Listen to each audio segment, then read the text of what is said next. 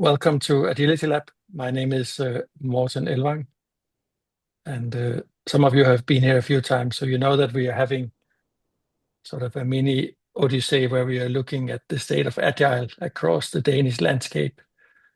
And Ole, it's a real pleasure to have you with us this evening to hear your perspective on how you see things going, where they are coming from, and all of that.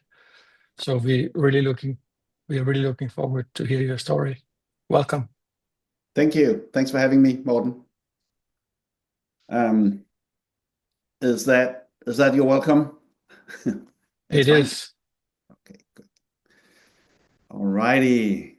So first, Morten, thank you for setting this up. Thank you for for keep stirring up some dust and keep the conversation going. I admire those of you who still have the energy to do that. I think it's been a little while since maybe I did that, so it's nice to have a little sort of stage, if you will, to for me to share my thoughts on where we are at the moment. And I think I know most of you, but maybe a couple I don't. So I've been in Agile since forever. Some say that I was the first crazy person who started bringing Agile to Denmark. Maybe I was, maybe there was someone else, but that doesn't matter. But it's just to say I've been around. I think I've seen it all, but probably next week I'll see something that I haven't seen. But let me just share some visuals that I have prepared for this. So here we go. Just want to make sure I start. So first of all, I want to start with what Agile, why Agile? And I don't want to bore you with the manifesto because you're all Agile folks, so I don't want to do that. But for me, I think it's a good idea to ask oneself the overarching, why are we doing all this? Why did we start that whole Agile journey? Why have some of us been like fighting, hopping on planes and on stages and with clients and companies? And for me, it boils down to we wanted to, and we still want to do what we do better, and we want to do it faster. So we want to create better products that customers love. Maybe I don't think it's enough any longer to create products that people like. I think we're at a stage now with so much out there, so much competition, that we need to make products product and services that customers love, not just like. And with everything happening these days, we need to do it faster. And especially over the last couple of years with AI just building products like with the speed of light. I mean, we also, if we're not doing it faster, we will drown in the water. So throughout the next 20 or so minutes and the following discussion, these will be sort of, for me, the main two words. We want to do it better. We want to do it faster. So and in order to do it better and faster, if we want to do product development better and faster, it does influence the way we work, and it influences the way we lead. And I think, speaking of the state of Agile, I think we have become more and more aware that over the last, I guess it's 2.5 decades now, isn't it? Agile's been around forever. That compared to when I started 25 years ago, it was pretty much only about how we worked, how the teams were doing the development, and nowadays it's as I see it from my place, we have a bigger awareness that it also influences the way we lead if we want to do product development both better and faster.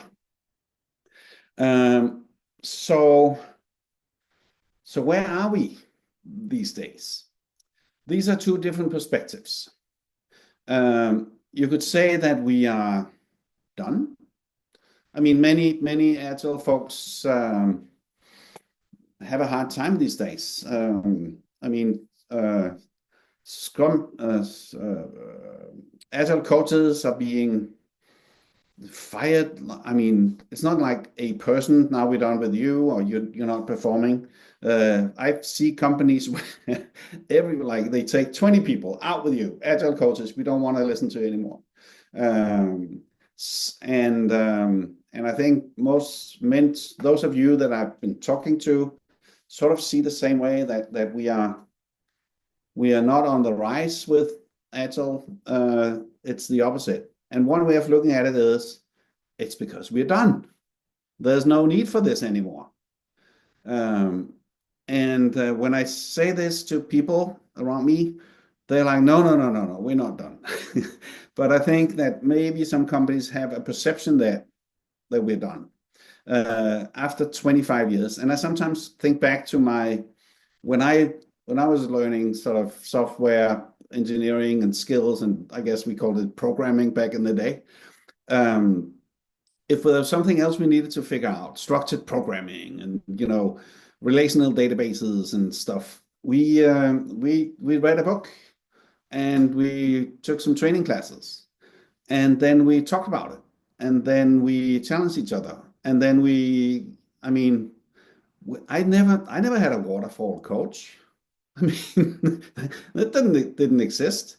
There was a few people in the mythology police, or rather mythology department. I can point fingers a little bit because I've been one of them once, and maybe I was a little too much police and maybe not enough coaching.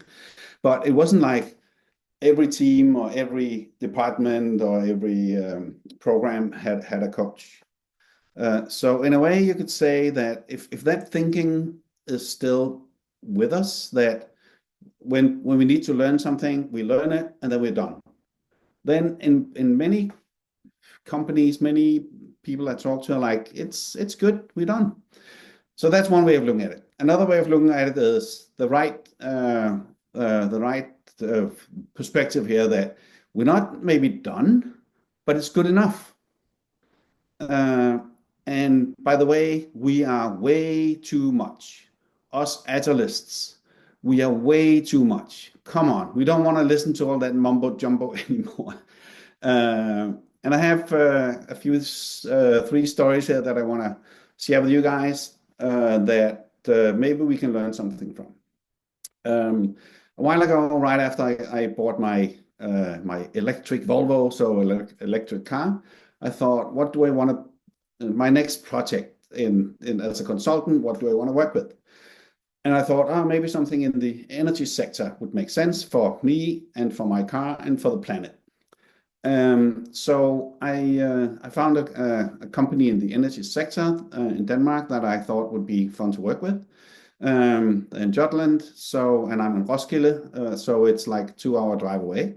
So on the way there, I listened to the podcasts about energy consumption and the development going forward, and the need for triple or maybe 5x the amount of energy that we need to be able to distribute in our in our infrastructure, and add to that how energy consumption, especially electricity, changes over the day and the week, and sun, and the internationalization that's happening in the energy sector, and how can you balance out if they're making more energy in Germany and less in Norway, and to be a player in that complexity. It was blowing my mind. I was like, wow, this is so exciting to be a part of the solution going forward. And by the way, this company needed to, I think it was triple their capacity within, I think it was 2 years. So I came in there and talked to an Agile coach. And I was like, aren't you excited? I mean, this is so cool. And how are you looking at all this? And she looked at me like I had 3 heads, and she said, I don't know. So we triple? And I was like, no, no, no. I mean, if you don't even know what you guys are doing in the company that's paying your salary, the colleagues that you're with every day, the customers that you're serving, the role you play in society and in the energy sector. I mean, what are you doing? And then I had this ugly, ugly thought in my head that I'm not proud of, but I will share with you anyway. I um I was thinking it's your fault. It's you and stuff that you're saying. And by the way, I missed that she mentioned to me, no, no, no, I'm doing a retrospective tomorrow. And I wonder how many story points, something agile lingo came out of her mouth. So my first thought was, it's your fault if that agile is having hard time these days, because you're not. I mean, you're not with it. You don't even know what your company is doing apparently. And then my next thought was, no, no, no. It's my fault because I trained her, had her on several of my training courses over the years, and then I didn't feel so good. But that's one example of something that happens out there that I think is giving Agilists a hard time. Another story is one of the bank central bank software institutions in Denmark was doing some work for a bank. It was quite innovative. It was an app, and back in the day, that was the first time this software supplier was working on apps. And it was quite sort of unusual what the app should be doing for medium-sized companies, small and medium-sized companies, being able to look back in time and ahead in time in one view, and very intuitive and stuff. And the bank that wanted this software had a hard time making it work. They were like they kept being asked to specify everything, and they kept not seeing anything, any feature types or prototypes or anything. And then the bank hired me to see if we could get this collaboration to work. The person, like the program manager, I knew there had known me from the past and seen that usually I could get stuff like that to work. And I went out to the software supplier and talked to them and worked with them and did whatever, everything I have in my toolbox, and it didn't work. And then I was sort of trying to reflect, and what I heard there was the language the words that came out of their mouth, the software supplier. They talked about RTEs and PI plannings and velocity and all that. Not Rarely did I hear the word customer or or any of the things that the customer cared about. So that's another story that doesn't really help us. The final little story is from pharma. I was asked to do a team day for some people there. They're doing sort of infrastructure and integration in a crazy technological landscape. And one of the guys that had just been out to one of their internal customers that were doing something really important and really urgent, and this internal customer had asked, so when can we expect something to be done? And the infrastructure guy, architect here, his reply was, I don't know. I mean, I can put it on the backlog.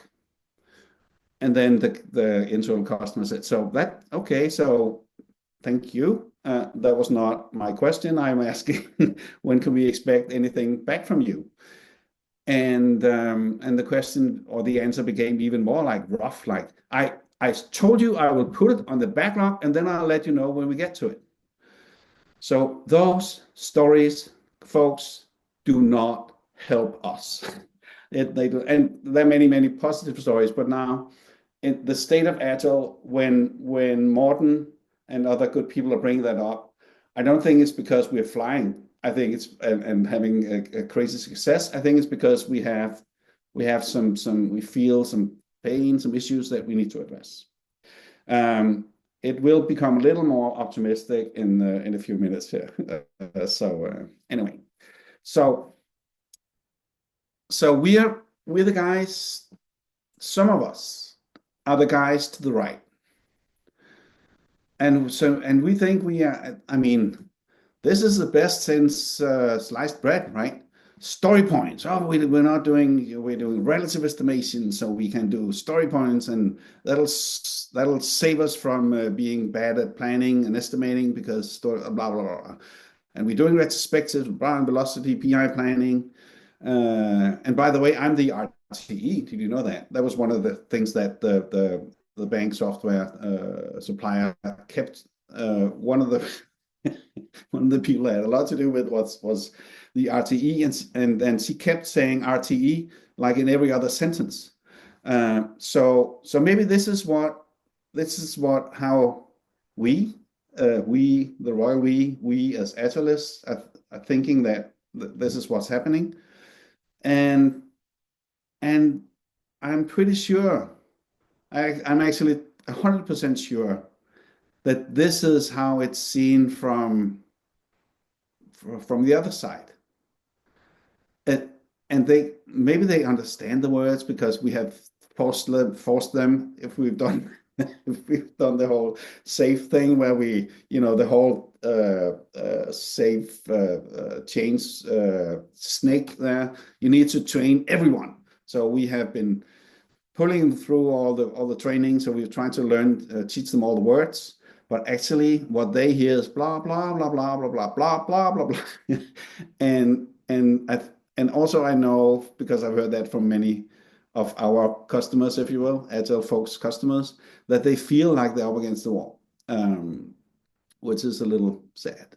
And they do, and I have heard these words. Are you guys a sect? Are you a cult? There was some talk about a secret handshake once. I mean, oh no, it even reinforces the idea that, okay, yeah, maybe we are a cult, or there are some characteristics about how we operate that maybe reminds people of a cult. So what's happening here? Individuals and interactions over processes and tools. Let's just take a little look at this picture. You all will think that this is Scrum, and we can count the number of elements on this sort of process elements, either roles and artifacts and activities or ceremonies, as we call them, a little cult language there. So there's a product backlog and the product backlog refining and the goal and sprint planning, blah, blah, blah, and etc. I won't bore you by going through all these. What if we count how many elements are on this? How many process elements are on this chart? I think, depending on how we count it, 12, 15, maybe, right around there. So if I ask you guys, how many of these elements is the customer? Maybe you can answer. Is that chat here, Morten, or something? Maybe you can look at the chat to see if people will answer. How many of these elements is the customer or is representing the customer? I think the answer. Product backlog. Product backlog. Increment the goal. Increment goal, yeah. So you guys are saying that is the customer. I would argue, and at least I know from our customers on the other side, they do not see the customer on this. How many of these elements is the product?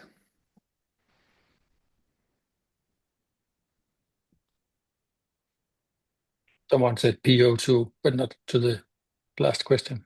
Yeah, okay.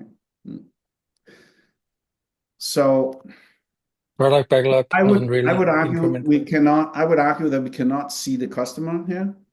I would also argue that if and the product is not really here. I mean, there's a box. It looks sort of like something. I hope there's something in the box, right? And but why do we call it an increment? It's weird language. Why not product or delivery or something like that?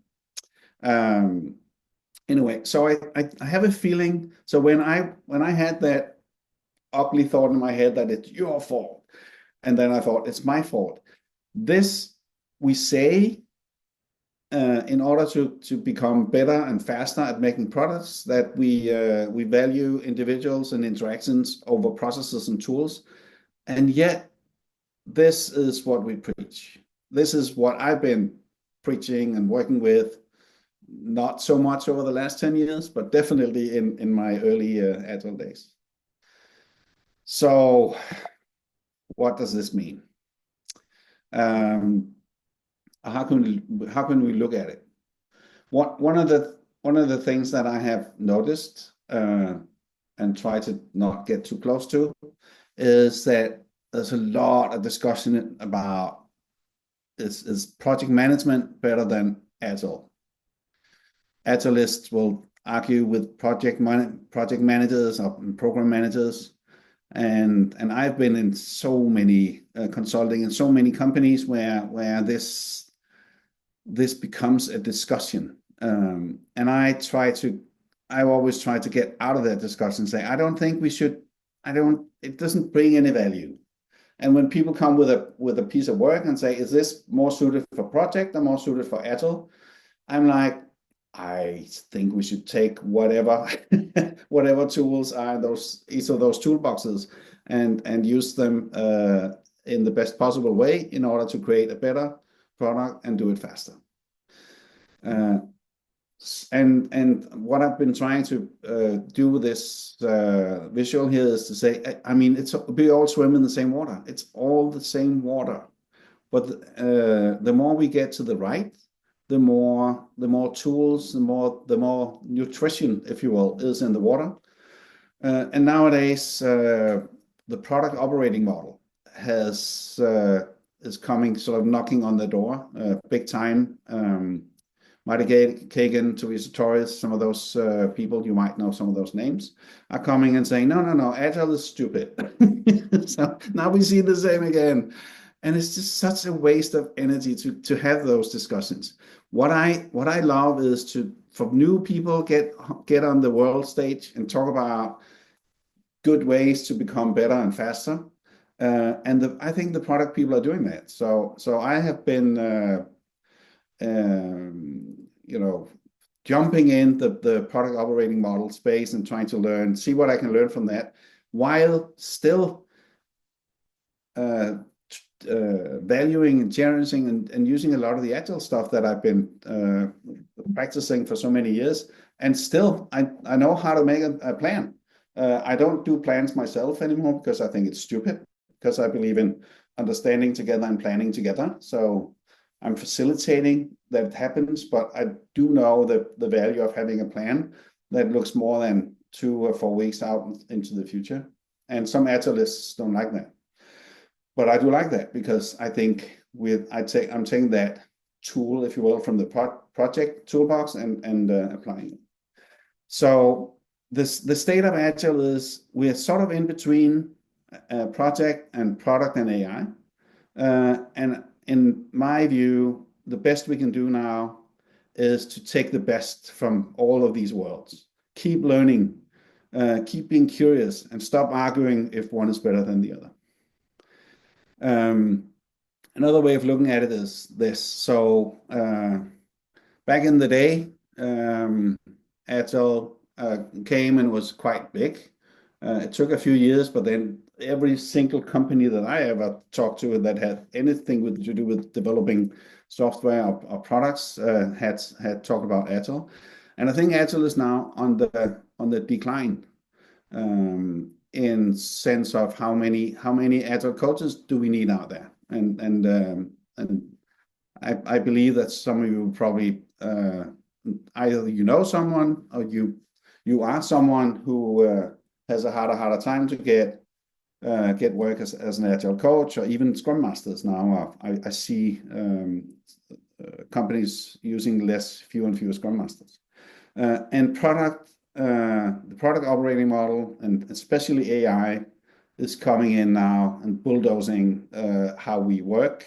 And I think it's so exciting because I truly, deeply believe that it's making us both better and faster in making products that customers love. So you can say it's trends. I think of both project and Agile and product as trends. And I was looking around and thinking about it, and I found this quote: "Trends come and go, but some leave lasting DNA that shape what comes next." And guys, if Agile is one of those trends that are leaving lasting DNA and shaping the future, I think we've done an amazing job. And a little more research shows that not all trends leave a lasting DNA. If they tap into a deep need in society, in an industry, yes, we have a better chance of leaving lasting DNA. If the trend is adaptable, so it's not like something we need to do it this one way, otherwise it's you're not doing it right or whatever.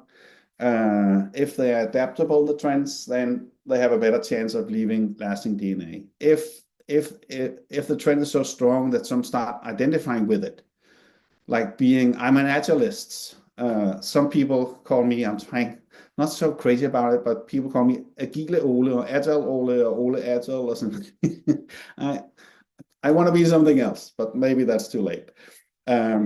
If it fits into an existing culture or can sort of shape a culture, then there's a good chance that it'll become lasting DNA. And the last one is sort of the invisible part. I think it's pretty eye-opening. It was to me when I was doing my research for this afternoon here. So one of the ways that we can see that we've made a difference is that we become invisible. Maybe it's not so good for our sort of feeling of status. It's something that we can sort of, when we read a good book, drink our cup of tea, look over the water, think, I know it's there. We can't see it anymore, but it's there. And some of the invisible stuff is people deliver across the board. I see that people deliver software more and more often, and earlier and often, and do the demos and get the feedback.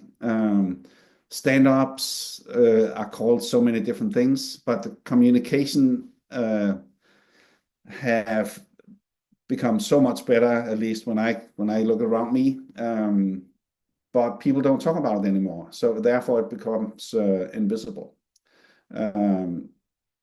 So at this state of Agile, where we're at, where maybe we're done, maybe it's just good enough, and there's a lot of and maybe with some people still think that we're too much. At this point in time, with this state of Agile, what is the right question to ask? And for me, the question remains, there's only one right question: how do we become better? How do we become faster at delivering the right products? With that, back to you, Morten. Thank you. I get to ask the first question. But first, thanks a lot, Ole. Really appreciate it. If you could imagine that you could just take a normal organization and draw a circle and put a dot somewhere and say, this is where we keep Agile. So there's a special place in an organization for Agile. Do you see anything changing to that position? Is Agile still needed in the same place, or has there been something changing to where Agile is needed? Right now, I'm trying to imagine an org chart. Where would I put the dot? And We can do that first. It's called grisehale in Danish. And I think the dot has moved up in the organization, and I think the dot has become smaller. Yeah. So back in the day, say 10, 15, maybe 20 years ago, when I started playing with Agile, it was clearly from the CTO, the board of directors, C-level people. They were like, yeah, it's fine. It's something you do. You just do it. Down in the organization, in the dungeons. We don't care. Just give us the software.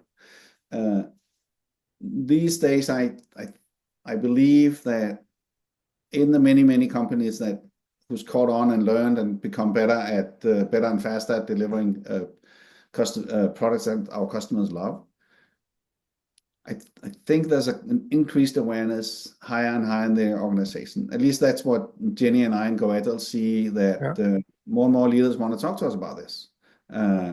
But it becomes a part of something else. It's not necessarily frameworks or processes for how we deliver, how we develop, test software or products.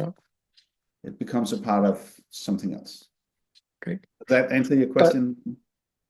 First, actually, do you mind taking the presentation down, because then we can all see more faces? Yep, will do. Yeah. Well, maybe you know me too well, but I didn't actually have a specific answer in mind. I was interested to hear your perspective, but I think it resonates. It's moving, and you described earlier that it was about better and faster, and you ended your presentation by saying that's still what you are seeing.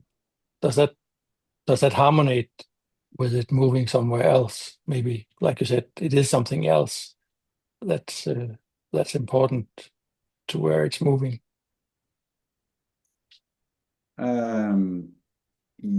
Yes, because companies that are not chasing becoming better and faster are going out of business. And therefore it becomes an issue for the C-suite. Because of course the C-suite is responsible for companies staying in business. Thank you. Let's open it up for everyone else. Any questions or comments? You all look very serious. There must be something.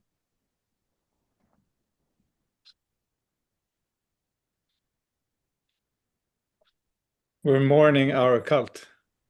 Good morning, cult.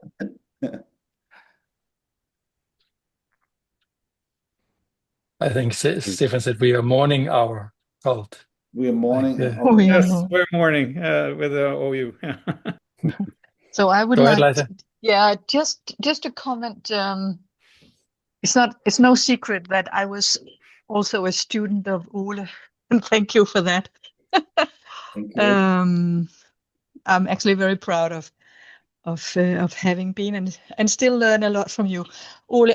When you showed this chart of the Scrum artifacts, as far as I recall, in the very early days, didn't we always think about the product owner as the customer. That is how I perceive things. It was just almost, not always, but almost impossible to to free their time to sit with us in the room, or maybe 1 hour per day, or maybe 1 hour per week, and so forth.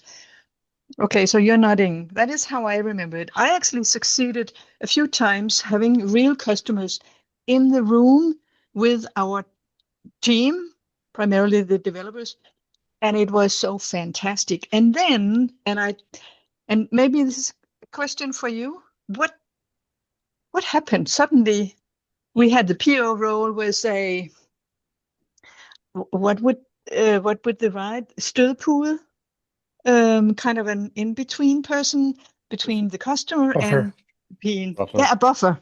Thank you, Maud. Any comments on that? What happened? Do you have any? Yeah, it puzzles me and still does. Yeah. So let me try to. Could you repeat the actual question, Liza? Yeah, what happened? Do you know what happened? I try to learn from the past. I personally try to learn from what we did in the good old days, what worked and what did not work. It worked very, very well. The original idea with having the customer taking on the role as a product owner. But what happened since that suddenly we couldn't really get hold of the real customer? Yeah. You know what happened? Yeah. Just, a thought. So my perspective is that back in the day when Agile was new and there was sort of a hype, I guess. It was on the rise, and one of the things that we really were fighting for and succeeding with to some degree was exactly what you're saying, Liza. Sometimes we actually got an actual customer to talk to the team, and so and a hype is only, a hype ends at some point. So that energy, when that started going away, I think that the legacy thinking or the habits of an organization started. I mean, if all the habits are up here, then the habits started to take over again. The habits being, no, we're software people. We don't talk to customers. Or there's some people. Sometimes they're PMO. Sometimes they're leaders in the organization that are policing the software dudes to not talk to the customers because it's messy. I mean, I'm making a new startup right now, Chairmind, a very AI heavy solution for chairs of boards, and we're having our supplier we're working with them, and it's super messy when the CTO of our supplier is talking to our customers. Super messy. Yet I keep insisting, and it takes so much effort. I keep insisting for the messiness to happen, because maybe it's 90% mess, but the 10% of actual So when I hear that sound it's like yes, yes. But the energy, the reason why we got the customers in was the hype. I think the energy of the hype, and now that the energy of the hype is going down, all the old habits are taking over. That legacy thinking is taking over, and now somehow those old habits are succeeding in having us not talk to our customers enough anymore. Just a super quick anecdote. I was in Helsinki some years ago talking to a team in a Nordic bank. Maybe you have an idea who that is. And this team were working on the systems that the people in the advisors were using when they were talking to the customers. And I found out that this team had never ever talked to a bank advisor. And I was like, what? What? And then no, we can't. No, we're not allowed to, and we can't, and they don't have time, and all sorts of excuses. And then I was like, but that's not that. No, not on my shift. That doesn't. I'm here to do some change. So, and I remember walking from my hotel up to the office. I passed a branch of the bank, and then I was like, wasn't that a little close by? And then opened the window and looked out the window, and yep, it was right down on the corner. And I said, hey guys, who want to follow me? Come down, come on, let's go down. And I think 3 of the 16 people had the guts to walk with me. The rest were like, oh, no, but you're not allowed to do that. And I'm like, okay, watch me. And then we went down, and of course, it was super awkward to get in. Who are you? And I said, yeah, I'll try to make it less awkward. And they and they were a little busy. There were too many customers in the branch. But then we found out the next day we could come down for coffee at 10 or whatever in the morning. And then I think maybe 8 of the 16 people had the guts to go down there with me. And all the threats or all the imaginary punishment, if you will, disciplining the bad behavior did not happen. So I'm thinking of this now as imaginary red tape. We think that there's so many things we cannot do because it's sort of in the habits, in the DNA of the olden days.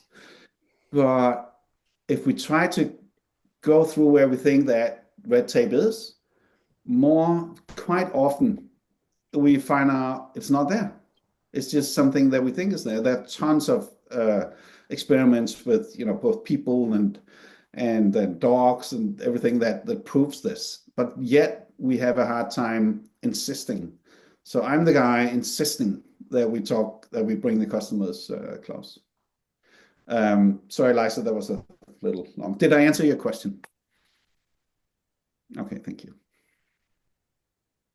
That means you will be rewarded with another question. Go ahead, Per. Yes, thank you. Hi, Ole. And Ole has also been, back in the days, my first Agile mentor. So it's a long row of old experienced people trailing behind you, creating havoc or whatever it is that we've done. I learned a lot from all you guys too, so thank you. But my question, and I've had that for discussing with a lot of people over the past 6 months probably, is and I'll ask you the same question. What is the value that you would explain that a Scrum Master or an Agile coach is actually bringing in terms, or explain to people that don't know our value, what it is that we're doing. And just to add on that is one of the things that I'm often saying is that we come in based on what people are hiring us to, and then we go to solve what it is that they want or that they need, and then we solve that. But that's not an explanation when we're trying to actually explain to people that are non-agile what it is that agile coaches is and Scrum Masters is good for. So what is your answer, Ole, to what is the value that we bring? Very short, Per. We help people around us become better and faster at developing and delivering products. And the sad part of that is, if we are not, then we shouldn't be there. And I totally agree. The thing is that the people that are typically hiring us don't know how to actually measure or figure that out. So we get hired in, and then we just stick around if we're not good at letting ourselves go. Yeah. One of the so on some of those agile product rather conferences and books and in that world, they're pretty good at talking about metrics. So if we want to save our butts in this world, in these times, Starting to measure stuff is a good idea. I'm some of my training. So people ask me about leading and lagging indicators and different, baseline metrics and measurements and qualitative and quantitative, blah blah blah blah. There's a whole world of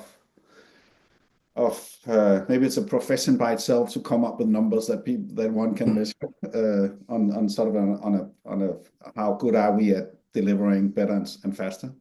I have found out maybe I'm not, some parts of my brain don't work so well, I don't think. So I found out that I need to simplify that down so much down.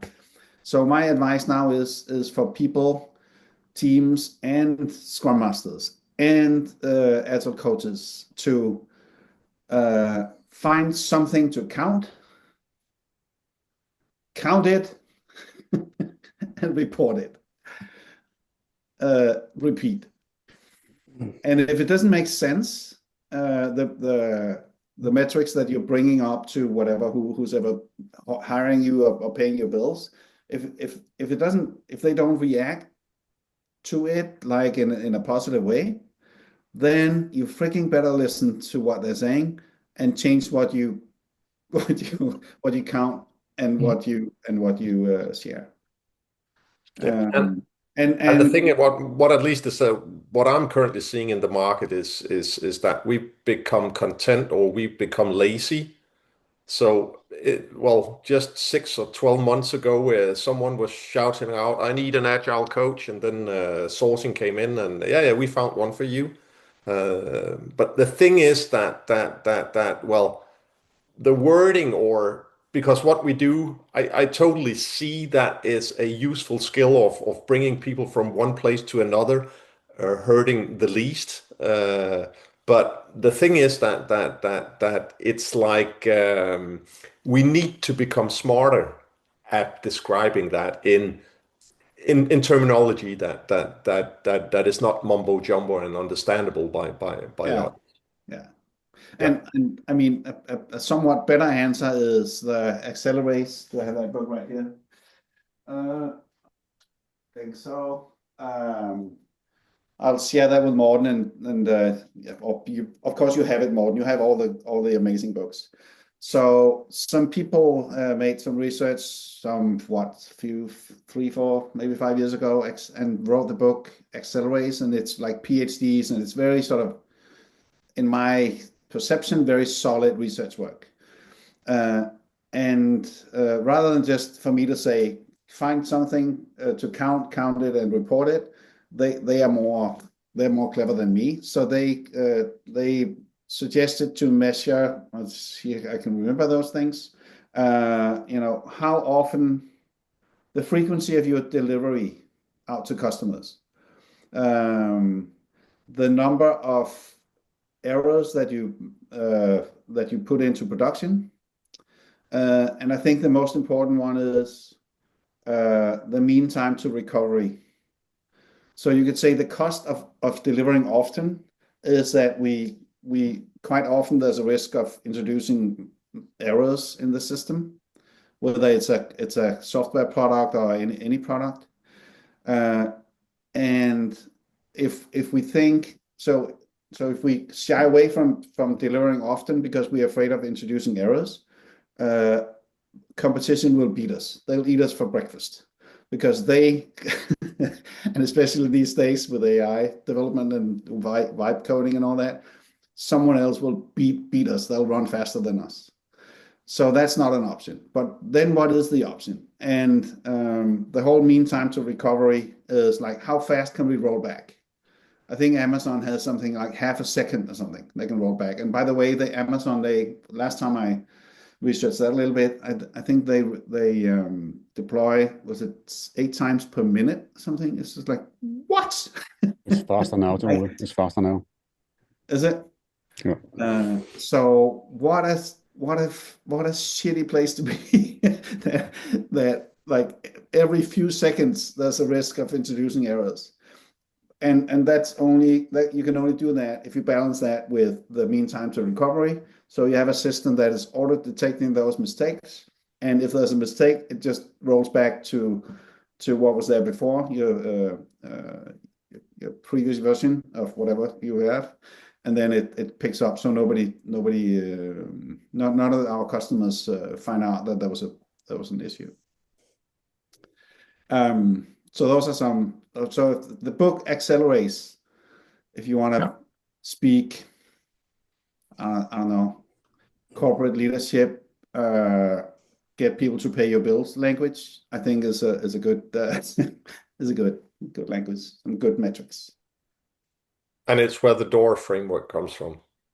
Yes, it is. Yes. Yeah. Thanks for sharing that. Yep. Sorry, I was just listening here, very, very concentrated. Just to follow up on this, what I've had some success with is to step back a bit.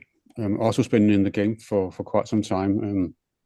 I think for us, Agile is more of a mental state where all these scrums and whatever you call it is just tools to achieve a goal. It's not something you want. That's why I keep telling my customers, you don't want Scrum, you don't want Safe, you don't want Agile, you want to be better at what you're doing, as Ole also stated. And one of the things I've had success with is to focus on pain points. What's the issues you're facing right now, and how can we do these things better? And then take one issue at a time, and then use the toolboxes we have from whatever Agile processes, whatever you want to call it, and help slowly getting that into a working order without coming in saying we have to have Scrum implemented as, but you introduce the tools from these things as something that can actually help. So all of a sudden you have Scrum implemented, but nobody really knows it's Scrum unless they have, of course, read the books and has learned about that. So they can see the value of doing things differently because it actually solves some problems that they had in their workplace. I don't know if I have success with this, and I don't know if that's something you can relate to, you guys out there that has been along the ride. Solving pain points is always good because people can feel it immediately. Yeah. And also to come back on the state you had there, Ole. I saw in the beginning, and also goes back to Lars' question, that in the beginning, when this Agile was new, then you had the attention of everybody that you needed to have the attention with when you needed the attention. And then all of a sudden, when it exploded, then like the good customers, they don't scale. So all of a sudden, instead of having 1 or 2 Scrum Masters asking them, you had perhaps 10, 20, 15 Scrum Masters. And then you added an extra layer in between them, the product owners, that became more or less of this kind of superfluous fat, to be a bit harsh, that didn't know what they were talking about and couldn't make any decisions until they asked the adult, the one that you couldn't gain access to. That was one of the issues I saw. And also the other issue I saw was that once sales and marketing get into a new trend, that's where it starts to go downhill, because there's been so many classes, training out there that's focusing on the framework, the process, and not what is it we're wanting to achieve with this. Yeah. And we have these people coming out, they are really good at making charts, they're very good at following the process, but they have lost this idea of what is it we're trying to achieve. How can we use this tool set to actually become better, as you also said yourself? And that's, I think, goes back to the original question, where's the customer, where's the product? That's been completely lost in all this. And that's not just us or those we have been training, it's also management that said, we have read the Gartner Group's reports, we want to be agile, so we need to have a tool set. The same in the good old days when people said, we want to be better at handling our requirements. Which tool should I buy, instead of figuring out how we want to handle this? What is we trying to solve with these tool sets we have out there? That's at least what I've been seeing out there, and that's perhaps also one of the issues we are facing at the moment. So, thank you, Henrik. Do you want to respond, Ole? Yeah, I'll build on and good to see you, Henrik. Good to see you again. Yeah, it's been a long time, yes. So believe it or not, in goAgile some years ago, we struggled to with our business, and then we asked ourselves what would we advise our customers to do, and that was to get some help, get some sparring from outside. And we got a super cool guy. He's in the movie business, so it's Ben something. And he talked about, and he was like in the movie business and consulting. And he taught us, or he helped us realize that some companies are trying to sell shiny new things, and some other companies are trying to fix the shit. And the companies that are trying to fix the shit, they're super busy. Unlike the companies that are trying to come with shiny new things, they don't have any work. They don't have anything to do. So finding the pain points, I think, is important, with the twist that we also need to look at opportunities that people. I mean, it's the faster horses metaphor. So these days, when an AI and vibe coding and all the crazy tools out there, LLMs are giving us, there's so much we can do that we can't even imagine it. And one of the things I do in I started doing product management training. Now my students have forced me to turn it into that. Let's play with AI. And one of the things I have a ball doing with people, and I can't stop them when I start doing it, is for some, I split up the group. Half they play with challenges. The other half play with solutions, like ideas for stuff we can do with AI. And then at some point we try to match, so the challenge people put down a challenge on the table, and the solution, the tech dudes, they try to match that with the solution. And if they do that, they get a point. The tech dudes get a point, and if they can't, then the challenge people get a point. And the few times I've done that, I have not been able to stop them. It's like it's been so like, yeah, because there's a prize, and because suddenly it's opening up. I mean, if there's a solution that does not have a challenge, suddenly one of those challenges sort of becomes tweaked a little bit, and and magic happens. So I've seen people in 3 hours on getting 90% of the way of making solutions that can help people on ferries get faster down to their car, for example, using augmented reality and just doing stuff on their phones. And is that a need that, is that a pain that people experience? Probably not, because passengers, they just go down the steps, but and nobody thinks that it's even possible, and then suddenly it's possible. And then so the pains, I would say pains and opportunities. If we sort of rephrase everything you said, Henrik, just every time you said pains, if we said / opportunities, then I couldn't agree more with everything you said. Thanks. That's the Kano model. Yeah, Okay. that's right. Super quick, Stefan. Mm. With your microphone on, otherwise it's even quicker. Yeah, it goes a bit faster if I have it on. Yeah. Just a reflection on the product owner and the role they had. I think I was at Volvo Cars 2023, and lots during the PI planning. Somewhere product owners disappeared behind the RTs and management that almost interfered more than helped out. So they lost their role, which would be most important during PI, I think, actually. So I saw them disappearing away, and then we didn't have the contact with the customer anyway. So yeah. It probably made the planning easier. Yeah. Yeah, because I mean, if we don't have the customers, it's so much easier. Everything is easier without the customers, right? Yes. And then we have the perpetuum mobile. Yeah. Ole, Yes. thank you so much. Is there anything we can do for you? I'm